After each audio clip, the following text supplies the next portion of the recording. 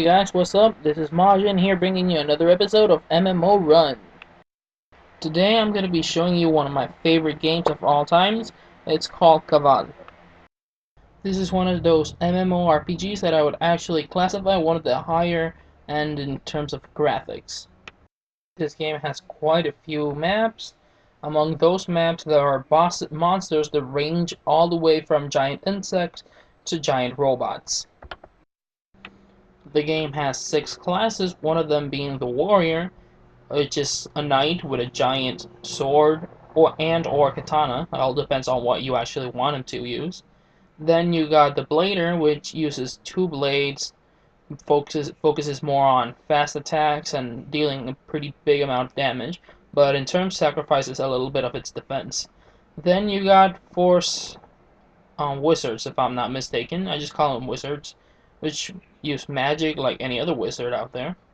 Then you got Force Archer, which is a mixture of a regular archer with a Force Wizard, being able to maximize damage from afar. Then you got Force Shielders, use the same armor as the warriors, but instead of using a giant sword, they actually use a mana-based shield in order to protect themselves. Then lastly, we got the Force Blader, which is it's just like a regular blader, but instead of using 2 blades, it just uses 1 and uses magic at the same time. One of the very good things about this game is the fact that every character has a lot of skills, and on top of all those skills, you can actually add a couple of spells, making your character a bit more versatile.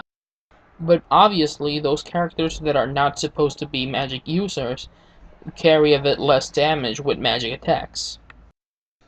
The classes are also pretty well balanced, meaning that there won't be any one class that will be completely overpowering over another class. They all have they all actually stand a pretty good chance against any other class. Another of the very good things about this game is the PvP system. You know how in some games you really don't have an option and people just randomly PK out of nowhere. In this game, people can still do that, but most of the time what they actually do is they ask for a duel, which you don't have to go to a special arena or anything.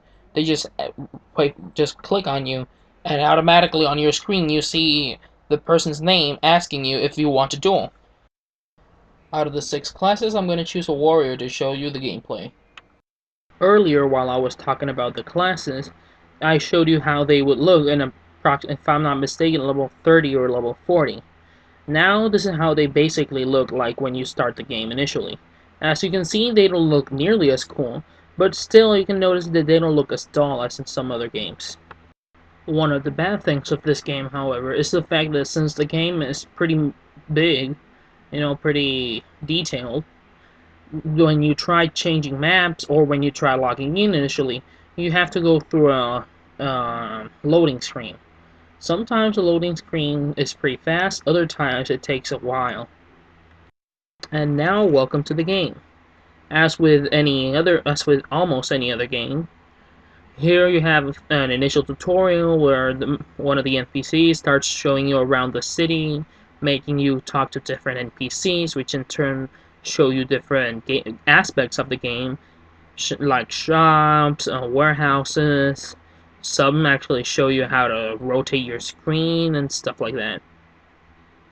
In this game, there are actually 5 main maps, which among are the snow map, the desert map, the jungle, the island, and the last one I'm actually going to call the junkyard.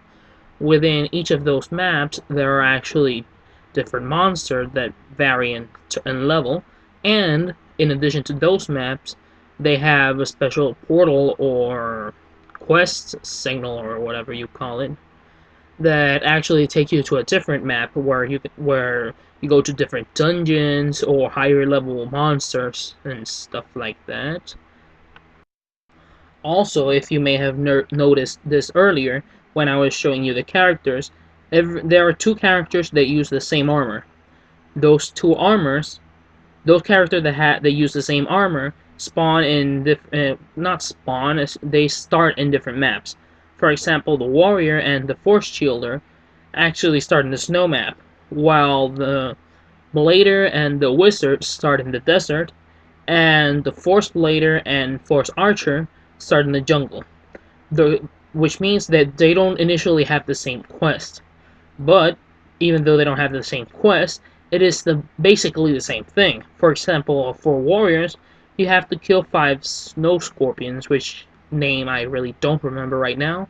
I think they're called scorlugs or something like that. I think I'm gonna show them later in the video. While with the force blader, you actually have to kill monkeys, if I'm not mistaken, or I don't know how to call it, praying mantis. Yeah, that one. And, according to every map, the quests, even though they're basically the same thing, they actually have a different approach. Not a different approach, they actually the same approach, but to a different quest. Another cool thing about the game is that every map has different music. And the music, there are some maps where the music is actually kind of annoying, while there are other maps that I just simply completely ignored. I just shut down every other sound on my computer just to listen to the music. Another cool thing about the game is, many of you actually know that in some MMOs, your character actually has mounts, and in this game, instead of mounts, what you have are actually rides. There are, I don't really know how many they are. I've only seen 2 of them actually. One is a bike that floats, and the other one is basically a skateboard that floats. Both look pretty cool. One of the most awesome things of this game is actually I'm just gonna call it a transformation. Once you reach a certain level, after doing a certain quest, you actually receive a new spell or something that transforms your character. Instead, not transformed it, the character still looks the same, but your weapon gets a complete overhaul. For example, warriors, instead of using their giant swords or their really long katanas, the weapon actually turns into a scythe. Archers, instead of having their bow, if I'm not mistaken, their weapon turns into 2 handguns. And every character has a different, like I said, I'm going to call it transformation. And some of their skills actually get blocked when you use that. You can't use every skill, but your regular attacks are either faster or stronger, or both, actually. And well, that pretty much sums this game up. There are many other things that I didn't really talk about here, but I think that pretty much the most important aspects of the game got covered here. Anyways, I really hope you guys enjoyed it, and I really hope you guys give this game a chance. I'm sure that you guys will not regret it.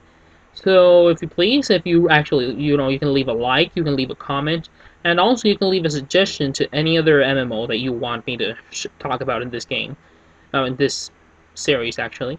I really hope that you guys enjoyed it, and, well, see you later, guys.